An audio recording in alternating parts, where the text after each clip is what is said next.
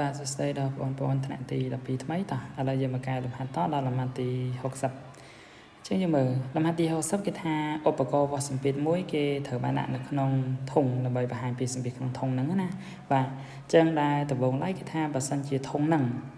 ពេលដែលផ្ទុកឧស្ម័នអុកស៊ីហ្សែនពេញ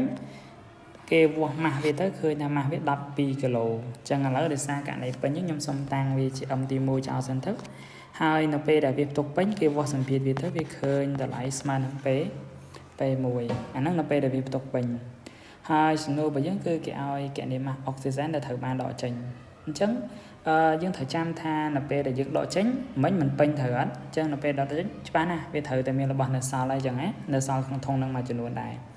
ហើយដើម្បីឲ្យឧបករណ៍បង្ហាញអញ្ចឹងពេលដែលគេដកចេញអស់មួយចំនួនអត់ដឹងថាស្មើប្រមាណទេតែដឹងត្រឹមថារបស់ដែលនៅសល់ហ្នឹងគេវាស់សម្ពាធវាទៅឃើញថារបស់នៅសល់សម្ពាធវាស្មើនឹងP2ហើយលំហាត់របស់យើងគឺគេឲ្យសីតុណ្ហភាពត្រូវបានរក្សាឲ្យវាតម្លៃថេអញ្ចឹងមានថាតេមុនពេលដែលវាផ្ទុកពេញនិងតេដែលនៅសល់ហ្នឹងគឺមានតម្លៃស្មើគ្នាអញ្ចឹងមុននឹងធ្វើលំហាត់ហ្នឹងខ្ញុំសូមបដូរអានេះមួយដូចថានៅក្នុងធុងអង្គមួយចឹងទៅដំបងឡើយទាំងអស់វាមានម៉ាស់របស់វាខ្ញុំតាំងម៉ាស់នៅពេលដែលយើងទុកអង្គពេញនៅក្នុងហ្នឹងណានៅពេលដែលយើងទុកអង្គពេញម៉ាស់របស់វាស្មើនឹង10គីឡូក្រាមចុះប៉ុណ្ណាបាទបន្ទាប់មកអ្នកនរគ្នាត្រូវបានម៉ាក់គាត់ប្រើឲ្យទៅដាំបាយអញ្ចឹងបងប្អូនត្រូវវាល់អង្គដើម្បីយកទៅដាំបាយហើយតែដឹងថាវាល់អង្គអស់ប៉ុន្មានទេបងប្អូនបានដកអង្គអស់ខ្លះហើយតែដឹងអស់ប៉ុន្មានទេណាដកអង្គយកដាំបាយអញ្ចឹងទៅបាទយកដាំបាយតែដឹងអស់ប៉ុន្មានគីឡូទេតែដឹងត្រឹមថាធុងដែលធ្លាប់តែផ្ទុកពេញបាន10គីឡូតើបងប្អូនយកទៅថ្លឹងទៅឃើញថាម៉ាស់ដែលនៅសល់អង្គដែលនៅសល់ហ្នឹងគឺនៅសល់ត្រឹមតែ9.5គីឡូក្រាមទេអីចឹងទៅអញ្ចឹង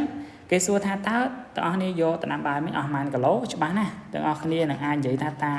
ដែលយកទៅហ្នឹងគឺជា data M ទៅយើងយកអីយកចំនួនអង្គដែលវានៅពេញដកចំនួនដែលវានៅសល់ទៅយើងដឹងថាចំនួនដែលយើងដកយកទៅដាំបាយមិញអស់ប៉ុន្មានបាទទេត្រូវអត់អញ្ចឹងបើមើលតាមចម្លើយនេះប្រហែលប៉ុន្មានប្រហែល0.5គីឡូក្រាមតោះណាបងប្អូនមានន័យថាដំបូងវាពេញ10គីឡូតទៅពេលបងប្អូនហើយប្រើឲ្យទៅដាំបាយអត់ដឹងថាអស់ប្រហែលគីឡូទេតែដឹងត្រឹមថារបស់នៅសល់ហ្នឹងគឺសល់តែ9.5គីឡូទេអញ្ចឹងដើម្បីរករបស់ដែលយើងត្រូវដកចេញមិញយើងគ្រាន់តែយកចំនួនដែលដើមដករបស់ដែលនៅសល់ទៅគឺយើងឃើញតម្លៃដែលយើងដកចេញហើយតោះណាបងប្អូនអញ្ចឹងបើបងប្អូនតោះអានេះខ្ញុំធ្វើការបដូរយ៉ាងហ្នឹងមកកាន់លំហាត់របស់យើងហ្មងអញ្ចឹងយើងមើលខ្ញុំសូមរុញអានេះមកក្រោមហ្មងទៅមកលំហាត់យើងដូចគ្នាដំបូងបំផុតនៅពេលធុងនឹងមួយកាលណាដែលគេផ្ទុកវាពេញទុកឧស្ម័នអុកស៊ីហ្សែននឹងពេញហ្មងណាគេវាស់ឃើញម៉ាស់របស់វានឹងគឺស្មើ12គីឡូក្រាមហើយយកឧបករណ៍សម្ពាធយកមកវាស់នៅពេលដែលវាផ្ទុកពេញហ្នឹងគេឃើញសម្ពាធរបស់វាហ្នឹងពេញខ្ញុំតាំងពេមួយដែរទៅដែលវាស្មើទៅនឹង40អាតម៉ូស្ហ្វែរបាទសេលើហ្មងយើងពេ1ស្មើនឹង40អាតម៉ូស្ហ្វែរតទៅពេលគេរឲ្យយើងរកម៉ាស់ដែលត្រូវបានដកចេញអញ្ចឹងអា12គីឡូក្រាមបើវាដកចេញវាគួរណាទៅដល់សល់របស់ខ្លាយនៅក្នុងហ្នឹងត្រូវអត់វាមិនដកទាំងអស់ហ្មងទេអញ្ចឹងអាចថាសល់ប្រហែលជាប៉ុណ្្នេះចោះនេះសល់ឲ្យខ្ញុំគូសខាងក្រោមហ្នឹងអញ្ចឹងខ្ញុំសុំតាំងម៉ាស់សល់ហ្នឹងយើងអត់ដឹងថាសល់ប៉ុន្មានដូចគ្នាគឺ M2 ចោះតែអីដែលគេររបស់ដែលត្រូវដកចេញដែលយើងនឹងតាំងវាជា data M ចោះដែល data M របស់យើងជាម៉ាស់ដែលដកចេញស្មើនឹងម៉ាស់នៅពេលដែលវាផ្ទុកពេញដករបស់នៅសល់នឹងឯងហើយចំពោះសម្ពាធនៅពេលដែលគេដកទៅវានៅសល់អំដឺហ្នឹងណាសម្ពាធរបស់វាគឺស្មើពេលដឺដែលគេឲ្យមកប៉ុន្មានគឺ25អាតម៉ូស្ហ្វែរបាទ25អាតម៉ូស្ហ្វែរយើងបដូរតាមលំហាត់យើងមិញខ្ញុំគូរូបអង្គខំតេតងកមិញណាបាទតោះហើយលំហាត់របស់យើងគឺអីដែលថេទី1គឺធុងដដែលតាបាទធុងដដែលហើយតេតងទៅនឹងសីតុណ្ហភាពវាក៏ថេដែរតោះអញ្ចឹងដើម្បីដោះស្រាយលំហាត់ហ្នឹងទី1យើងតាំងឲ្យគេសិនមកឥឡូវខ្ញុំអាចតាំង data M ហ្នឹងទៅគឺជាចំនួនម៉ាស់របស់អ្នកគេគ្នារបស់អូស្ម័នដែលត្រូវដកចេញរបស់អូស្ម័នដែលត្រូវដកចេញបាទអញ្ចឹងទៅបាទនេះយើងលុបមកទៅកុំឲ្យបាក់បាទត្រូវដកចេញហើយបន្ទាប់មកខ្ញុំអាចតាំងម៉ាស់ M1 ដែលវាស្មើ12គីឡូក្រាមហ្នឹងជាម៉ាស់នៅពេលណាជាម៉ាស់ពេលឧស្ម័នយើងផ្ទុកពេញបាទឧស្ម័នពេញក្នុងធុងបាទ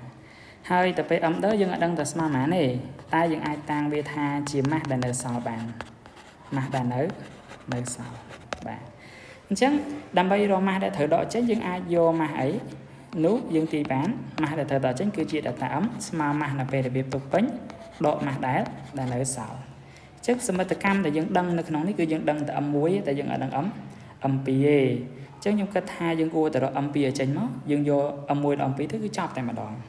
ញ្ចឹងដោយសារវាមាន2លក្ខខណ្ឌគឺនៅពេលទុកពេញនិងនៅពេលរបស់សល់យើងធ្វើឲ្យ m2 នឹងតំណាក់តំណងជាមួយគ្នាមកតោះអញ្ចឹងចំពោះពេលធំទុកឧស្ម័ន order យើងពេញណា order ពេញអញ្ចឹងយើងអាចនិយាយទៅលើសមីការឧស្ម័នបរិសុទ្ធវាបានហើយសមីការឧស្ម័នបរិសុទ្ធដែលសមីការឧស្ម័នបរិសុទ្ធវាស្មើគ្នាយើងពេលវាដោយសារយើងចាត់ទុកពេលទី1ចឹងពេល1ទៅពេលនេះដោយសារមានធំអត់ប្រែប្រួលទេបើតាំងពេល1ពេល2ញ៉ៃតាំងទៅពេលដូចគ្នាទៅទីទៀតអាចសម្រួលនេះចោលបានហើយតែបរិមាណម៉ូលវាអត់ថេទេដោយសារយើងដកចេញខ្លះអញ្ចឹងអានេះខ្ញុំអាចបែកវាទៅចេះទៅអានេះ n1 សិនក៏បានដែរតេថេខ្ញុំតាំងតេតារាចុះតែ n1 របស់យើងគឺស្មើនឹង m1 លើ m order r t ចងសមីការមួយចោលសិនមកករណីវិធីគឺករណីដកចេញខ្លះវានៅសល់ករណីស្មានសល់ក្នុងធុងអញ្ចឹងករណីស្មានសល់ក្នុងធុងសមីការស្មានបរិសុទ្ធវាក៏មានដែលវាទៅជារបស់2អញ្ចឹងសមីការស្មានបរិសុទ្ធយើងតាំងវាទៅជាពេល2ទៅពេលថេតារាលទេប៉ុន្តែម៉ូលអានេះទៅជា n2 r t តេថេខ្ញុំតាំងតេដូចគ្នាមកតែ n2 របស់យើងជំនួសទៅជា m2 លើ m order r t ចងសមីការ2ជាងយើងមើលតែយើងបានប្រព័ន្ធនេះយើងធ្វើអីតបើសិនជាយើងបូកក៏មិនអាចបំបត្តិវេបាត់អីចោលទេអញ្ចឹងមានតែធ្វើតាមផលធៀបទៅអញ្ចឹងខ្ញុំអាចនិយាយបានថាយើងយកសមីការមួយណាលើក្រោមក៏បានដែរខ្ញុំយកសមីការ1លើ2ចុះអញ្ចឹងបើខ្ញុំយកសមីការ1លើ2ឥឡូវខ្ញុំលើកវាមកខោមដើម្បីកុំឲ្យវាទូចពេកត1លើ2មកអញ្ចឹងវាបានអីអង្គទី1ចែកអង្គទី1អញ្ចឹងវាទៅជាពេល1v នៅលើឲ្យពេល2v ហើយអង្គទី2វាយើងយកអាក្រោយនេះមកគឺ m1 លើ m order rt សំតោះចែកឲ្យ m2 លើ m order rt តោះអញ្ចឹងយើងពិនិត្យមើលថាតើអីដែលអាចសម្រួលគ្នាបានទី1គឺវេនិងវេដោយសារវេថេ rt និង rt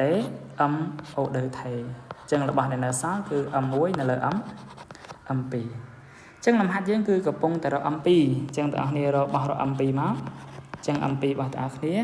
រុញពេល2ទៅអង្គទី2ទៅអញ្ចឹងវាទៅជាស្មើនឹង m1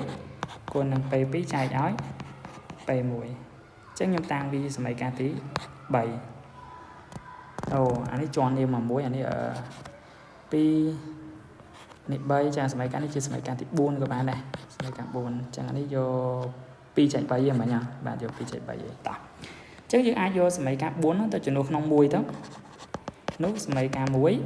data m យើងនៅលើនោះ data m ណានេះមើលខាងលើផុតបាទស្មើ m1 កន្លែងណាដែលធ្លាប់តែមាន m2 ខ្ញុំចំនួនវាដល់អីដោយ m1 ពេល2ចែកហ្នឹងពេល1តោះយើងពិនិត្យតអីដែលដូចគ្នា m1 អញ្ចឹងយើងទិញ m1 ជាកតាមកអញ្ចឹងវាសល់ដកពេល2នៅលើពេល1បាទអញ្ចឹងយើងធ្វើការចំនួនមកដោយ m1 របស់យើងគឺស្មើនឹង12គីឡូក្រាមបាទ12គីឡូក្រាមហើយទៅពេល2របស់យើងគឺស្មើនឹងមិញគឺ25 atmosphere ក៏ដូចជាពេល1យើងស្មើ40 atmosphere ចឹងអ្នកនរធ្វើការចំនួនចូលនៅក្នុងនេះតែម្ដងទៅយើងបាន data m ស្មើនឹង12គីឡូក្រាមកតាឲ្យ1ដកអានេះខ្ញុំចូលខ្នាតឲ្យតែម្ដងគឺ25លើឲ្យ40 atmosphere atmosphere លើក្រោមសរុបអស់យក25ចែក40ទូតជាមួយនឹងដក1ដកហ្នឹងទៅហើយគុណនឹង12ទៅអញ្ចឹងចំណាយយើងឃើញ4.5 គីឡូក្រាមបាទអញ្ចឹង 4.5 គីឡូក្រាមនេះគឺជាអីគឺជាម៉ាស់ដែលត្រូវដកចេញក្នុងធុងយើងណាអញ្ចឹងម៉ាស់ត្រូវបានដកចេញស្មើនឹងបាទ 4.5 គីឡូក្រាម តើណាយើងបាទអញ្ចឹងបាតុភូតលំហាត់នេះគឺមានប៉ុណ្ណឹងយើងត្រូវចាំថាដំបូងឡើយវាមានរបស់ពេញដកចេញខ្លះអត់ដឹងអស់ប្រហែលទេតែត្រឹមដកចេញខ្លះវាត្រូវមានរបស់សល់ហើយដូចខ្ញុំឧទាហរណ៍ក្នុងអង្គនេះអញ្ចឹងអង្គដំបូងវា10គីឡូម៉ែប្រើឲ្យទៅដាំបាយអញ្ចឹងយើងដឹងថាដាំអស់ប្រហែលទេយើងភ្លេចខ្លួនបាត់ហើយតែដឹងត្រឹមថាអារបស់ដែលនៅសល់ហ្នឹងយើងថ្លឹងទៅឃើញ 9.5 គីឡូអញ្ចឹងយើងយកអាម៉ាស់ដែលវាដើមដកម៉ាស់ដែលនៅសល់យើងឃើញម៉ាស់អង្គដែលយើងយកទៅដាំមិនបាត់ហើយអញ្ចឹងអានេះក៏ដូចគ្នាដែរខ្ញុំបកមកវិញតិចដំបូងវាពេញវាមានម៉ាស់12គីឡូតែពេលយើងដកចេញខ្លះយើងđangតែដកចេញប៉ុន្មានទេអញ្ចឹងវាគួរណាតែសល់ម៉ាស់របស់វាគឺអំដឺហើយតែអំដឺនេះអត់ឲ្យដូចអង្គមិញទេអញ្ចឹងយើងត្រូវរកអំដឺនៅឃើញមកយើងយកមកចំនួនធម្មតាទៅតោះនេះអាចដោះស្រាយបានហើយតោះនេះគឺជាដំណោះស្រាយទាំងមូលតោះនេះអាចយកទៅមើលបានហើយអាចមើលវីដេអូហ្នឹងមកដោះហែម្ដងទៀតបើអត់យល់អាចសួរខ្ញុំបានអរគុណច្រើនតោះគ្នាវីដេអូ